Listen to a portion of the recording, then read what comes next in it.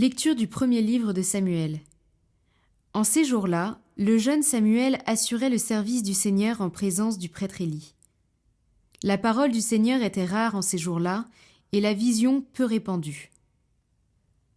Un jour, Élie était couché à sa place habituelle. Sa vue avait baissé et il ne pouvait plus bien voir. La lampe de Dieu n'était pas encore éteinte. Samuel était couché dans le temple du Seigneur, où se trouvait l'arche de Dieu. Le Seigneur appela Samuel qui répondit « Me voici ». Il courut vers le prêtre Élie et il dit « Tu m'as appelé, me voici ». Élie répondit « Je n'ai pas appelé, retourne te coucher ». L'enfant alla se coucher. De nouveau, le Seigneur appela Samuel, et Samuel se leva. Il alla auprès d'Élie et il dit « Tu m'as appelé, me voici ». Élie répondit « Je n'ai pas appelé, mon fils, retourne te coucher ». Samuel ne connaissait pas encore le Seigneur, et la parole du Seigneur ne lui avait pas été encore révélée. De nouveau, le Seigneur appela Samuel. Celui-ci se leva. Il alla auprès d'Élie et il dit « Tu m'as appelé, me voici ».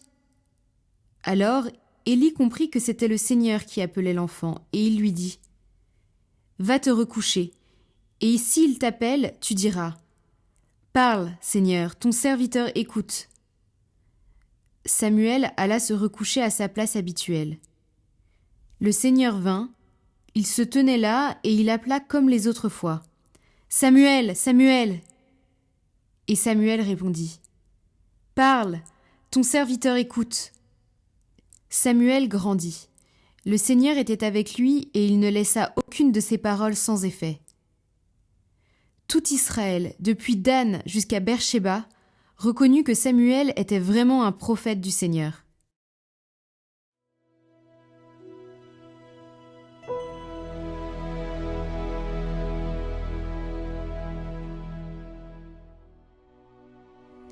Me voici, Seigneur, je viens faire ta volonté.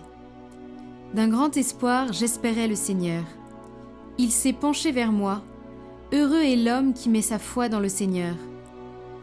Tu ne voulais ni offrande ni sacrifice. Tu as ouvert mes oreilles. Tu ne demandais ni holocauste ni victime. Alors j'ai dit, voici, je viens. Dans le livre est écrit pour moi ce que tu veux que je fasse. Mon Dieu, voilà ce que j'aime. Ta loi me tient aux entrailles. J'annonce la justice dans la grande assemblée. Vois, je ne retiens pas mes lèvres. Seigneur, tu le sais. Me voici, Seigneur, je viens faire ta volonté.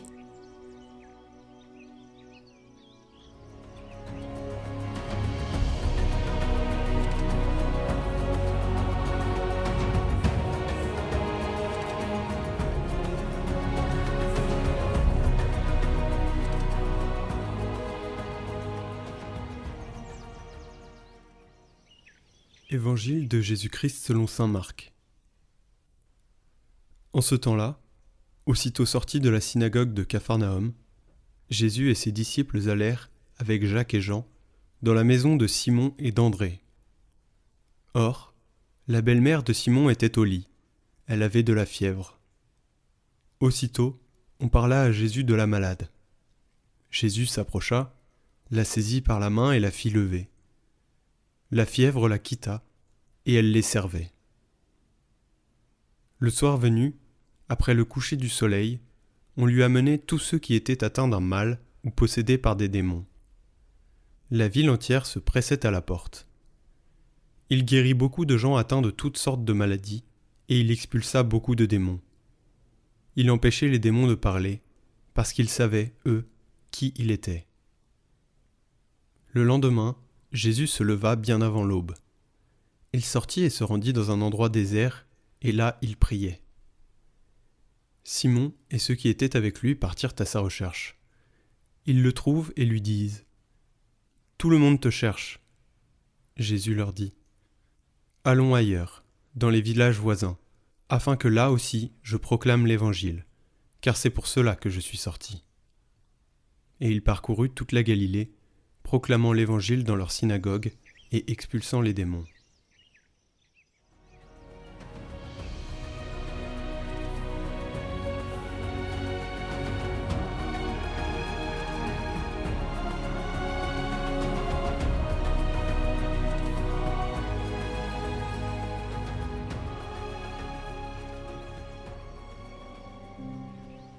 Commentaire du 5e siècle sur la prière. Le bien suprême, c'est la prière, l'entretien familier avec Dieu. La prière est la lumière de l'âme, la vraie connaissance de Dieu, la médiatrice entre Dieu et les hommes. Par elle, l'âme s'élève vers le ciel et embrasse Dieu dans une étreinte inexprimable. Comme un enfant pleurant vers sa mère, elle exprime la profondeur de son désir. Elle exprime ses volontés profondes, et elle reçoit des présents qui dépassent toute la nature visible. Car la prière se présente comme une puissante ambassadrice, elle réjouit, elle apaise l'âme. Lorsque je parle de prière, ne t'imagine pas qu'il s'agisse de paroles. Elle est un élan vers Dieu, un amour indicible qui ne vient pas des hommes et dont l'apôtre Paul parle ainsi. Nous ne savons pas prier comme il faut, mais l'Esprit lui-même intervient pour nous par des cris inexprimables.